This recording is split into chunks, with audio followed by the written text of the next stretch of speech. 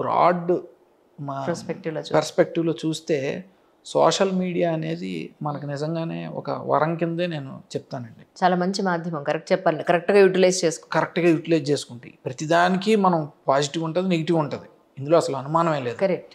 And మాకు as doctors ఏంటంటే simple లాంగ్వేజ్లో చెప్పాలంటే మాకు హ్యారిసన్ టెక్స్ట్ బుక్ ఉందనుకోండి. జనరల్ మెడిసిన్కి ఒక పెద్ద గ్రంథం, భగవద్గీత ఎలాగో మనకి హిందూలో అలాగే మాకు హ్యారిసన్ అండ్ టెక్స్ట్ బుక్. ఇప్పుడు ఒక పేషెంట్ ఏదైనా కంప్లైంట్ గురించి తెలుసుకోవాలి అని అనుకుంటే ఆ టెక్స్ట్ బుక్ని చదివితే ఆయనకి అర్థం కాదు కదా. కరెక్ట్. అది కాబట్టి కాతే అదే ఒక డాక్టర్ దాన్ని చదివి ఒక పేషెంట్కి సింపుల్ లాంగ్వేజ్లో ఎక్స్ప్లెయిన్ చేస్తే ఎంత చక్కగా ఉంటుంది.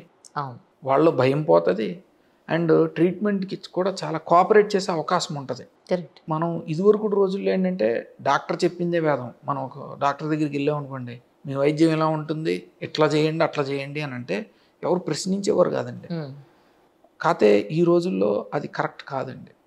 వాళ్ళు కూడా ఎంతో కొంత నాలెడ్జ్ ఉంటే మనం చెప్పేది వాళ్ళు అర్థం చేసుకుని వాళ్ళు మన ట్రీట్మెంట్కి వాళ్ళు కోఆపరేట్ చేస్తే రిజల్ట్స్ డెఫినెట్లీ చాలా బాగుంటాయి మేడం. ట్రీట్మెంట్ కోఆపరేట్ చేయని వాళ్ళు కూడా ఉంటారా? చెయ్యని వాళ్ళు కూడా ఉంటారండి. అవునా? ఎందుకు ఉండరు? ఎలా అంటే మందులు వాడమంటే మందులు వాడరు, అచ్చా. ఫిజియోథెరపీ చేయమంటే ఫిజియోథెరపీ చేయరు.